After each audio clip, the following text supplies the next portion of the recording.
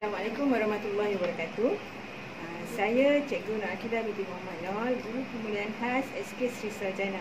Di sini saya ingin menyampaikan taklimat tentang program pemulihan khas yang dijalankan di Sekolah Kebangsaan Sri Sarjana. Apa itu program pemulihan khas? Definisi program pemulihan khas adalah satu program pendidikan yang disediakan untuk murid yang mengalami masalah dalam penguasaan kemahiran asas 3M yang disebabkan oleh faktor persekitaran. Program ini dijalankan oleh guru yang khusus, iaitu guru pemulihan khas, dan di ruang yang khusus, iaitu di bilik pemulihan khas. Matlamatnya adalah untuk membantu murid menguasai kemahiran asas 3M, iaitu membaca, menulis dan mengira yang belum dikuasai dalam tempoh yang ditetapkan. Maksud dalam tempoh yang ditetapkan adalah tahap 1. Maknanya murid-murid tahap 1 perlu menguasai kemahiran asas 3M dengan baik. Objektif program pemulihan khas pula adalah yang pertama, iaitu untuk membantu murid mengatasi masalah pembelajaran dalam kemahiran tertentu. Dalam program pemulihan khas terdapat dua subjek yang ditekankan dalam pemulihan khas, ialah subjek Bahasa Melayu dan juga matematik. Dalam kemahiran Bahasa Melayu ada 32 kemahiran. Jadi semua murid perlu menguasai 32 kemahiran dalam pemulihan khas Bahasa Melayu. Untuk matematik pula terdapat 22 kemahiran. Jadi semua murid perlu menguasai kemahiran-kemahiran tersebut dalam tempoh waktu yang ditetapkan. Yang kedua ialah untuk membantu murid mengubah sikap negatif dan tingkah laku yang menjejaskan pembelajaran dan menanamkan sifat yakin pada diri sendiri.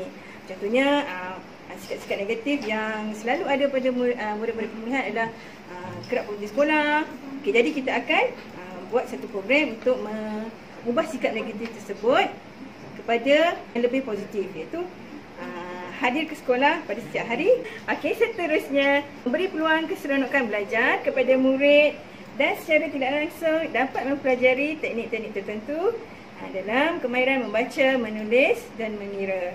Saya terangkan sedikit tentang ciri-ciri murid pemulihan khas. Baik. Yang pertama, selalunya murid-murid pemulihan khas ni mempunyai emosi yang tidak stabil. Kadang-kadang selalu pasif, tidak gemar bergaul dan juga tidak mempunyai keyakinan yang tinggi. Yang kedua, hubungan sosial lemah. Dalam kelas selalu menyendiri. Bila cikgu soal tak jawab, suka untuk buka mulut. Biasa macam tu. Tahap kesihatan yang rendah. Kadang-kadang juga murid pemulihan yang mempunyai tahap kesihatan yang rendah, jadi kehadiran ke sekolah akan menjadi kurang. Jadi proses pembelajaran tidak dapat diterima oleh murid. Jadi murid ni kemungkinan ataupun mempunyai potensi untuk menjadi murid pemulihan khas lah.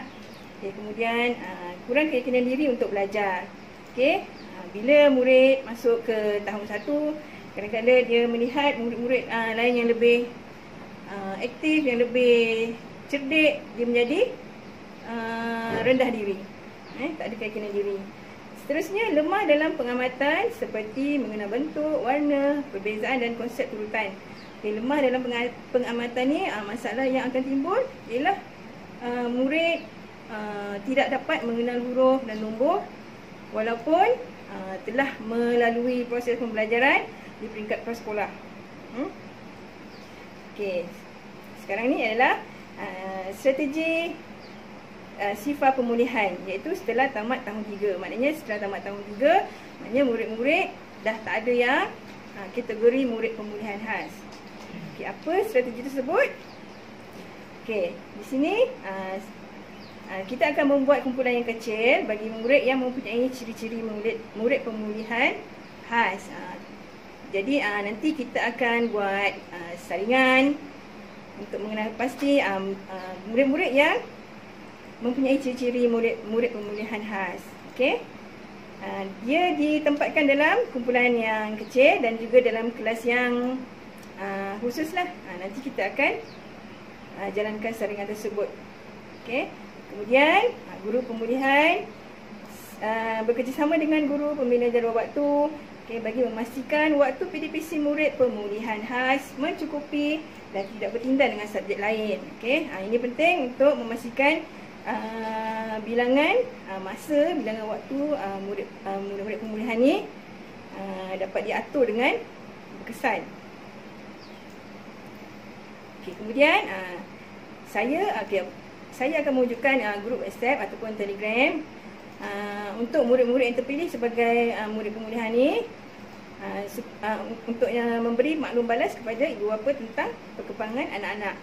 Jadi kumpulan ni akan dibuat setelah murid-murid dipilih pada tahun hadapan ya.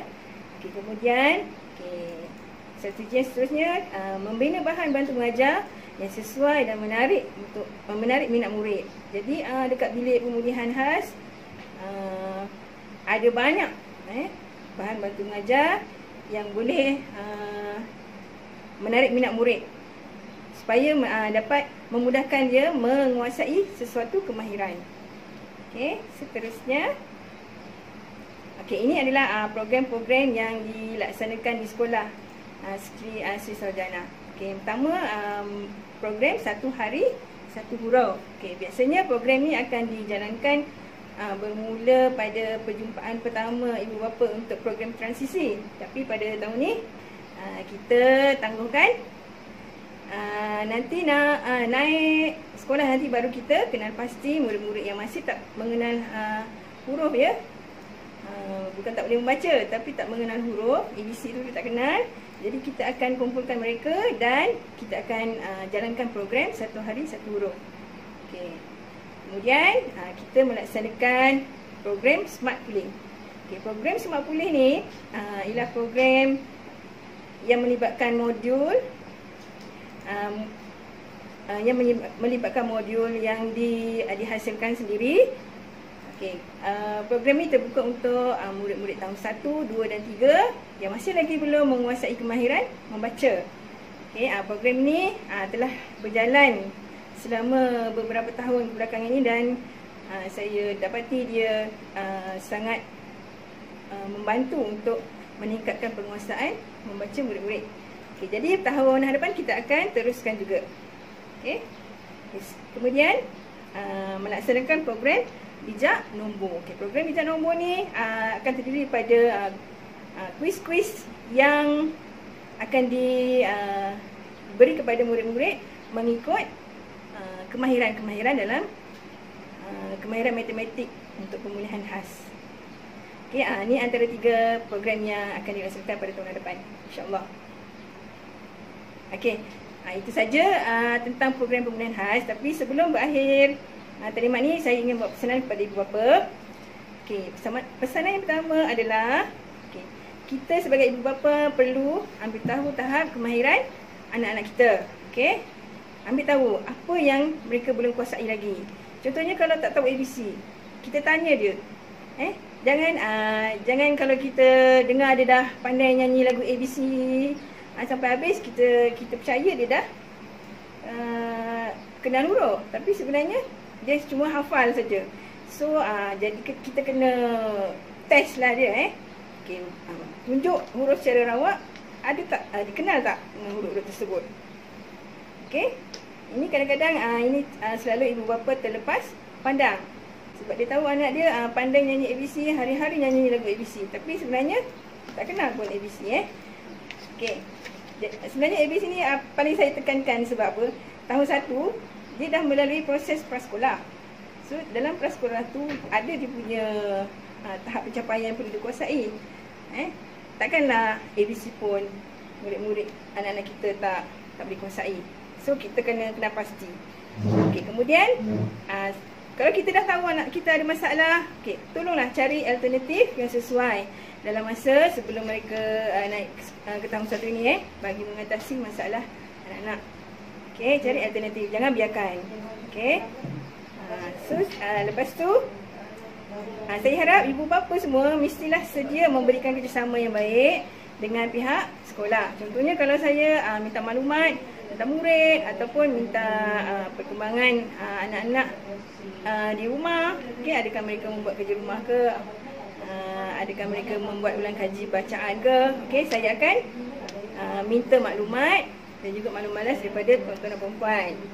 Okey, jadi tolong beri kerja sama. Jangan abaikan saja saya punya permintaan ataupun pesanan.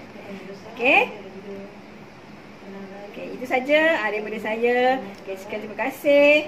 Kalau ada sebarang pertanyaan tentang program pembinaan khas, bolehlah hubungi saya, Cikgu Kila, di talian 017-759-3630. Wabillahi taufiq wal hidayah. Wassalamualaikum warahmatullahi wabarakatuh.